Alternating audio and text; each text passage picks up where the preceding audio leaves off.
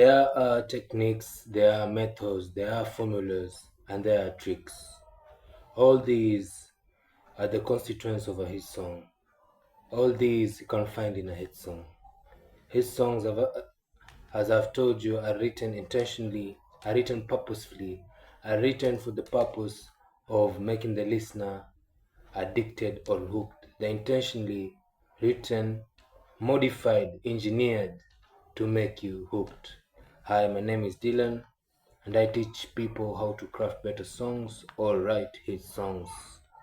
So today we're going to talk about tricks. I've been telling you about techniques, been mentioning about methods, I've been mentioning formulas. Today we're going to talk about tricks. 6 psychological tricks every hit song uses. Okay, what are tricks? Tricks are fun-based tricks. The foundation of a trick is fun. Like a trick is usually, its foundation is just to mesmerize you. It's all about fun, you see. Now, tricks are used purposefully in song to surprise the mind, to remove the boring aspects, to bring fun into the song. That is uh, that is in remove the backward aspect of the song being boring. Yes, you see, yeah.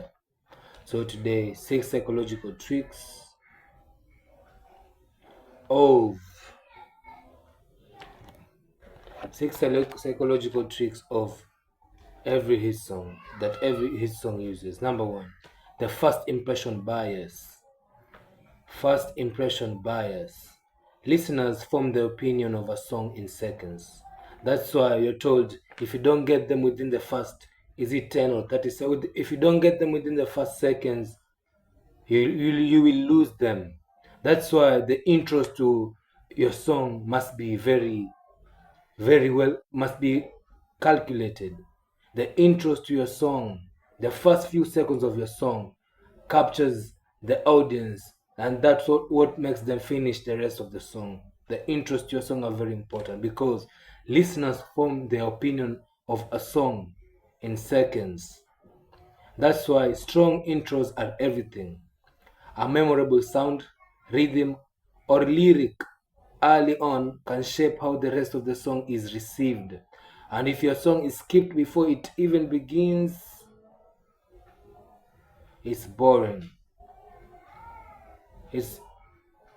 And if your song is skipped before it even begins,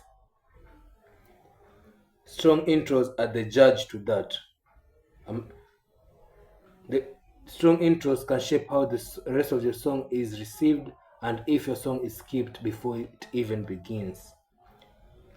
A powerful opening earns trust before the hook even lands. So, the intros to your song, the intros to your song should be very powerful.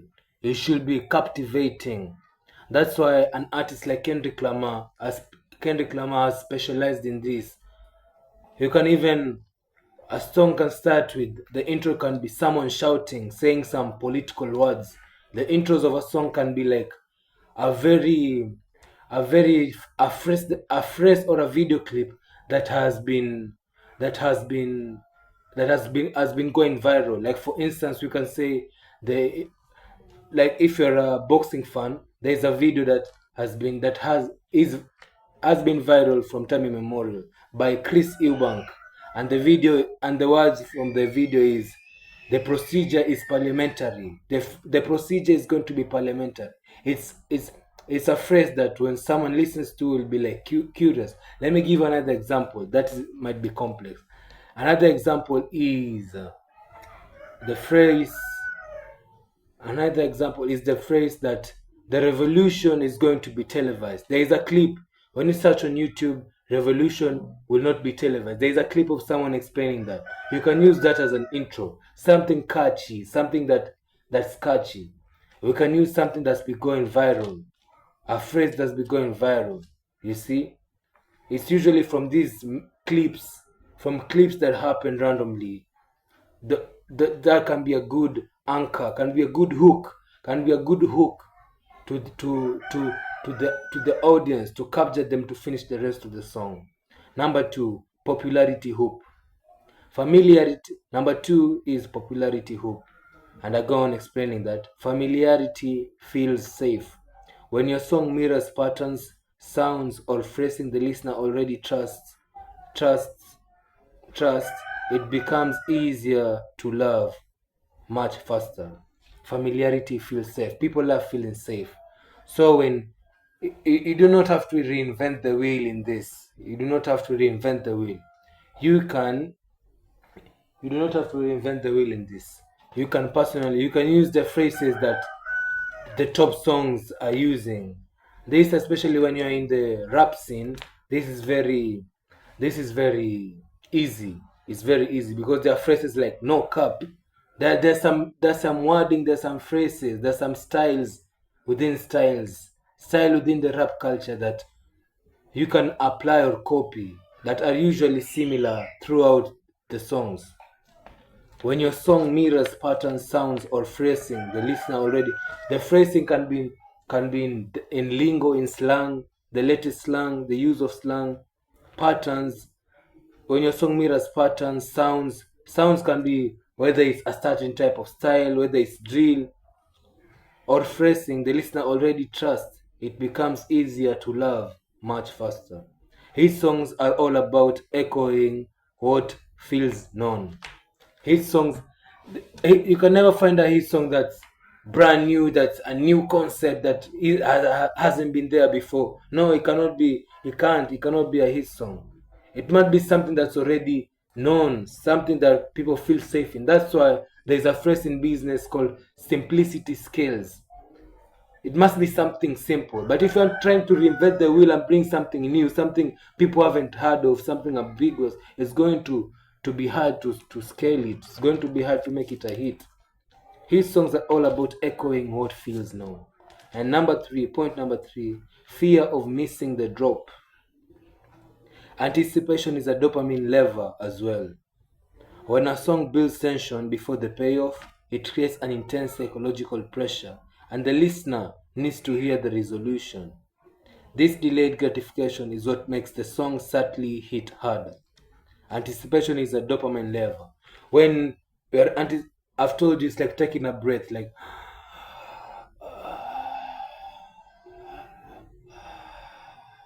you're waiting for me to release, you're waiting for me to breathe out. That's when you can. But when I'm still breathing in, there's tension. I'm building tension. But when I release, there's release. That's when the dopamine gets released. That's what people are waiting for. People are waiting for the tension to end, the release. Anticipation is a dopamine level. When you're listening to a song, your song must build a sort of anticipation. The easiest anticipation is before the beat drop. Or it can be a pre-chorus before a chorus, When a song builds tension before the payoff, it creates an intense psychological pressure, and the listener needs to hear the resolution. The listener is waiting for the payoff after the tension. It's like when you're watching a horror movie and they use these certain types of sounds in the movie, like these sounds to increase the tension in the movie, and that's when people are clutching to their pillows if you're in the sitting room, are clutching to their spouse if they're watching with someone because of that sort of tension. But they can't stop. They can't stop turning their eyes away from the screen because they're waiting for the tension. They're waiting for they're anticipating the payoff. After this, they know after the tension, there's something's coming, something that's coming. They're waiting for the something that's coming. That's the reward, that's the payoff. This delayed gratification is what makes the song subtly hit harder. And this is what makes the horror movies slap harder. The tension, the scare. That's what makes the horror movies hit harder. And the delayed gratification, the anticipation is what makes the songs hit harder. Number 4, shared rhythmic codes. Shared rhythmic codes. Hit songs borrow from the same core rhythm. Hit songs borrow from the same core rhythm. For core rhythm patterns. When your song feels rhythmically familiar, even if the pitch is new, the listener will lock in much faster.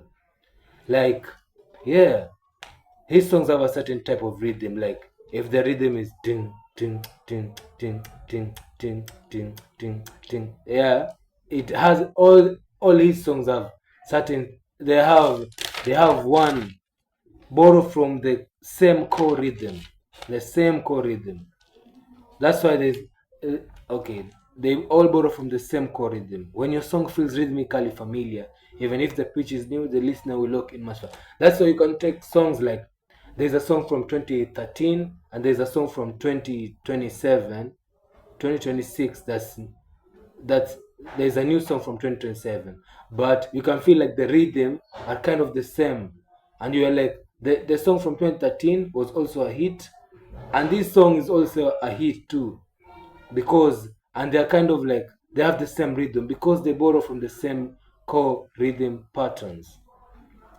These embedded patterns tap into the brain, making the song feel instantly natural even on first listen. These core rhythm patterns are sort of natural, like shape of you by Ed Sheeran has a certain type of there has a certain type of rhythm to it, such that when you give when you take the beat and give another producer to remake that kind of beat, to remake the beat, but keeping the rhythm, keeping the same rhythm, the song that will be written, the beat will still come back nice. It will be a nice rhythm, and that makes the song written to it even easier, even nicer. It makes the song easier to write to the now remade rhythm, to the now remade newly remade song, but using the same rhythmic pattern as the shape of you song, as the shape of you beat. But now the song that's written to this beat, the new beat, will feel easier to write and will also feel naturally nice to listen to because of the rhythmic pattern. They share the same rhythmic pattern. Number 5, the more you hear it, the more you like it. Melodic. The more you hear it, the point is the more you hear it, the more you like it. Melodic loops, rhythmic cycles, lyric repetitions, etc. create a constant dopamine fueled experience on each listen. Melodic loops, rhythmic cycles, lyric repetitions create a constant dopamine fueled experience on each listen. And it's how the brain bonds with your song. The more you hear it, the more you like it. There's a song like that's released recently, Slaughter by Central C and J Hus. I kind of at the first listen, you kind of like these songs have like okay, the first listen, you're like, okay, cool. But your mind will have picked something from the song. But which will automatically come back to when you listen to the song the second time.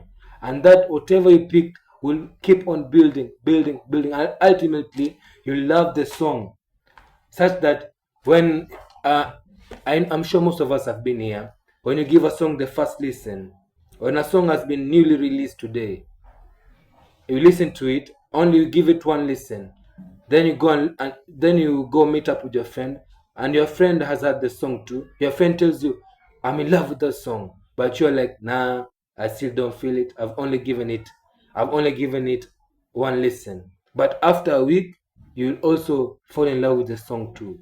The more you hear it, the more you like it. That's the concept. Number six, contrast principle. Hit songs stand out because they also contrast what came before them. I've heard that. They contrast what came before them. In psychology, contrast heightens perception. In psychology, contrast heightens perception.